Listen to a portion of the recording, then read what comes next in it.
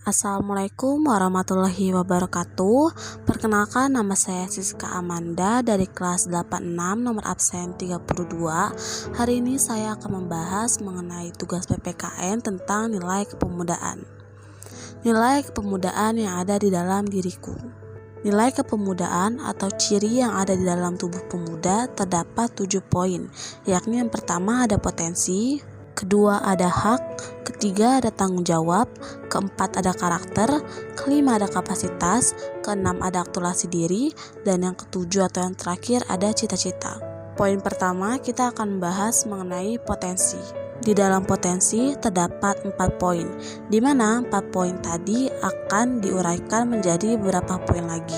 Yang pertama ada information, media, and technology skill.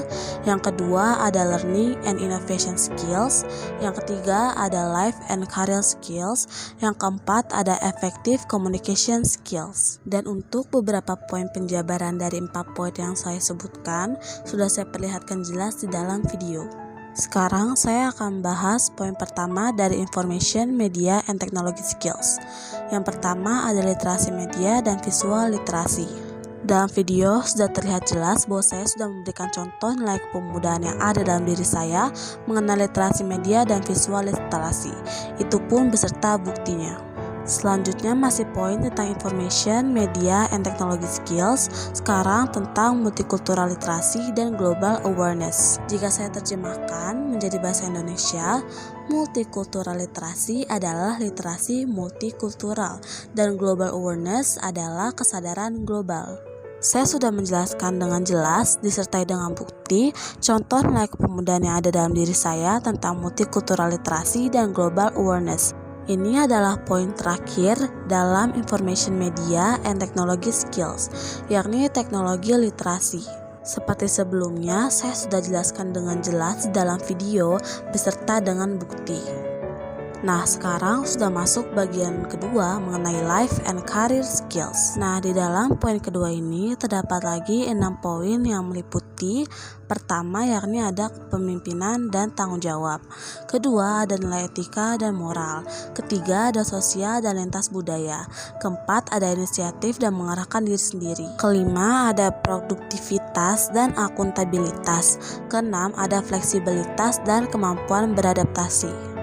Dari 6 poin ini, dalam life and career skills juga saya sudah jabarkan dan jelaskan dengan detail di dalam video apa saja kemampuan saya di dalam setiap poin. Dan sekarang adalah bagian ketiga, yakni learning and innovation skills, yang dimana dalam bagian ketiga ini terdapat 4 poin yang dijabarkan.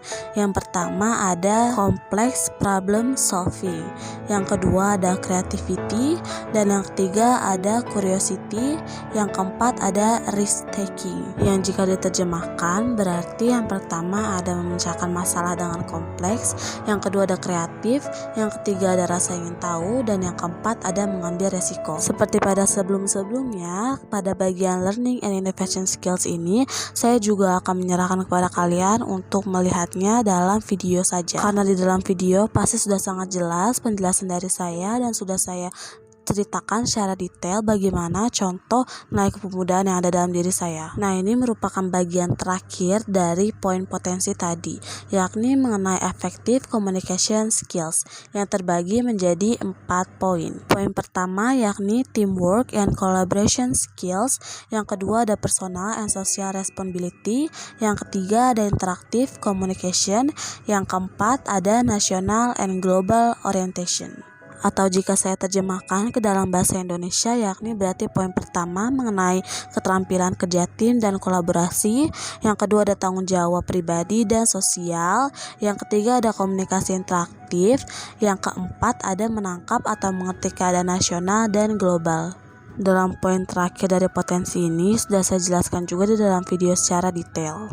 Sekarang merupakan poin kedua, yakni mengenai tanggung jawab. Sebagai seorang manusia, jelas saya memiliki tanggung jawab.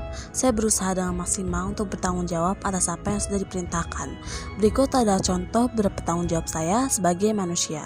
Yang pertama adalah tanggung jawab untuk diri sendiri, yakni seperti menjaga pola makan, berolahraga, pola tidur, dan melakukan vaksinasi dan beribadah.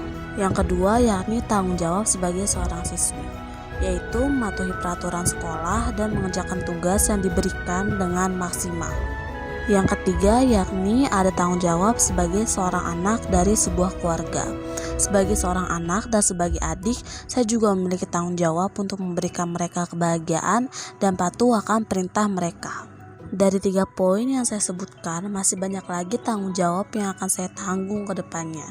Atau melihat ke masa lalu, banyak sekali tanggung jawab yang telah saya tanggung. Hanya saja 3 tanggung jawab ini merupakan prioritas saya. Selanjutnya adalah poin ketiga, yakni hak. Jelas sejak dilahirkan saya sudah memiliki hak sebagai manusia di muka bumi ini. Banyak sekali hal yang bisa saya dapatkan. Di atas adalah beberapa contohnya. Hak yang saya dapatkan yang pertama adalah hak sebagai warga negara. Sebagai warga negara, saya berhak mendapatkan perlindungan dan kesetaraan hukum, juga hak untuk beragama. Yang kedua adalah hak sebagai seorang siswi, dan yang ketiga adalah hak sebagai seorang anak. Sebagai seorang siswi, saya berhak mendapatkan pendidikan dan pengajaran yang tepat, serta mendapatkan kenyamanan saat melakukan pembelajaran. Sebagai seorang anak, saya berhak mendapatkan kasih sayang dari anggota keluarga. Saya juga berhak untuk tumbuh besar dengan pengawasan orang tua di sisi saya. Dari 3 hak yang saya sebutkan tadi, masih banyak lagi hak yang bisa saya dapatkan ke depannya, maupun sebelumnya yang sudah saya dapatkan. Sekarang merupakan bagian keempat, yakni karakter. Sebelum saya menjelaskan mengenai karakter saya dengan detail, saya menyampaikan bahwa karakter yang saya sebutkan merupakan opini saya sendiri dan dari beberapa orang di lingkungan saya yang mengatakan langsung kepada saya. Dari sekian banyak karakter yang saya punya, yang saya akan pergunakan dalam video ini hanya 5 karakter. Berikut adalah penjelasannya. Yang pertama ada hormat, santun, dan pendengar yang baik. Dalam bersikap santun dan hormat, saya mempelajari dan menerapkannya dengan baik, insya Allah. Dan untuk menjadi pendengar pun saya menikmatinya. Saya suka mendengar orang lain berbicara banyak dengan saya. Saya akan memberikan timbal balik yang setimpal juga. Untuk yang kedua ada cinta Tuhan dan segenap ciptaannya. Mandiri, disiplin, dan bertanggung jawab. Jujur, amanah, dan berkata bijak. Yang ketiga ada toleransi, cinta damai, dan bersatu. Saya cenderung sangat menghindari perkelahian. Saya menyukai hidup yang tenang dan teratur. Saya juga tidak menyukai merunding entah karena alasan apapun. Yang keempat, saya dapat melihat situasi dan tahu waktu yang tepat untuk melakukan sesuatu dan bertingkah sebagaimana. Poin terakhir atau poin kelima yakni nasionalis dan mandiri. Saya ikut berpartisipasi dalam menjaga bangsa sendiri dengan menjadi warga yang taat akan norma, insya Allah. Untuk kemandirian, saya orang yang tidak enak untuk bergantung kepada orang lain. Sebab itu saya hanya bergantung kepada diri saya sendiri, walaupun saya masih membutuhkan orang-orang di sekitar saya. Bagian yang kelima yakni ada kapasitas. Sebelum saya menjelaskan apa saja kapasitas yang ada dalam diri saya akan menjelaskan dulu apa itu pengertian dari kapasitas. Kapasitas pemuda adalah aktivitas para pemuda dalam menunjang pelatihan semangat persatuan dan kesatuan, juga menambah pengetahuan dan wawasan pemuda. Nah, jika dilihat dari pengertian kapasitas, pelatih semangat persatuan dan kesatuan dan juga wawasan pengetahuan yang saya miliki dalam diri saya sangat banyak jika dilihat kembali. Saya melatih diri agar lebih semangat untuk menjunjung persatuan dan kesatuan. Saya berusaha semaksimal mungkin untuk melihat kembali dan mengambil hikmah dari cerita para pemuda pada masa penjajahan. Saya akan terus berjuang agar menjadi pemuda dengan rasa semangat kesatuan yang tinggi. Saya akan berlatih terus, belajar dari pengalaman kembali dan membuat semangat dalam diri saya menjadi rasa semangat yang bergelora. Saya juga akan terus menambah wawasan saya agar menjadi pemuda yang bermanfaat kelak, insya Allah. Baik, kita lanjut. Sekarang adalah bagian ke-6, yakni aktualisasi diri. Apa itu aktualisasi diri? Aktualisasi diri adalah keinginan seseorang untuk menggunakan semua kemampuan dirinya agar mencapai apapun yang mereka mau dan yang mereka bisa lakukan. Poin aktualisasi diri dalam diri saya yakni sebagai pemuda yang memiliki banyak sekali keinginan dan rasa ingin tahu yang tinggi, sangat amat berusaha melakukan sesuatu yang bahkan di luar zona nyaman saya demi mencapai sesuatu yang saya inginkan itu. Sebagai contoh, ini hanya sekedar contoh kecilnya saja, yakni saat saya ingin mendapatkan nilai yang bagus saat ulangan, jelas saya akan belajar hingga mengerti dan siap untuk ujian nanti. Untuk hasil dari usaha saya pentingkan, namun saya lebih prioritaskan bagaimana prosesnya. Dari sinilah saya menggunakan semua kemampuan belajar saya dan daya ingat untuk ujian agar bisa mendapatkan hasil sesuai harapan saya. Sekarang merupakan bagian terakhir, yakni cita-cita. Sebelum saya membahas apa saja cita-cita yang ada dalam diri saya akan membahas terlebih dahulu apa sih itu cita-cita. Cita-cita adalah suatu impian dan harapan seseorang. Cita adalah mimpi, mimpi adalah kunci yang akan menentukan mau jadi apa kita nanti di masa depan. Cita-cita yang saya simpan di dalam diri saya. Jelas saya memiliki cita-cita. Seperti pemuda pada masa penjajahan, mereka memiliki tujuan untuk merdeka agar bisa hidup dengan damai. Dengan cita-cita itu juga, para pemuda terus termotivasi untuk mencapainya dalam bentuk apapun. Begitupun dengan saya mempunyai cita-cita yang sangat saya inginkan. Ini membuat saya termotivasi dengan terus berusaha agar berhasil, seperti para pemuda masa penjajahan dulu. Jelas kita boleh mempunyai cita-cita yang lebih dari satu. Dengan begini kita bisa menyesuaikan dari sekarang menjadi apa dan bagaimana kira-kira passion dalam diri kita ke depannya.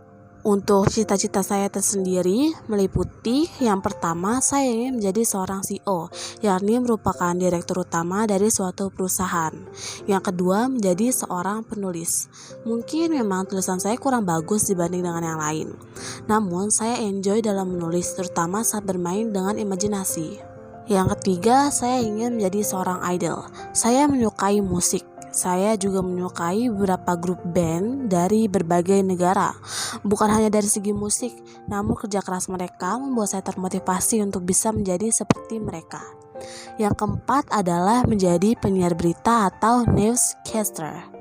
Saya takjub dengan penyiar berita yang saya lihat pada stasiun televisi. Di hadapan kamera yang akan dipertontonkan oleh masyarakat umum, para penyiar masih mampu membacakan berita dengan lancar tanpa adanya berbelit kata pun. Dalam intonasi dan pelafalannya pun mudah dimengerti. Bagian ketujuh atau terakhir dalam nilai kepemudaan yang ada di dalam diri saya pun selesai. Ini pertanda bahwa video ini pun akan berakhir. Terima kasih telah menonton video hingga akhir. Semoga penjelasan saya dapat dimengerti. Saya Siska Amanda dari kelas 86 pamit undur diri. Maaf jika ada terdapat kesalahan kata. Wassalamualaikum warahmatullahi wabarakatuh. Terima kasih.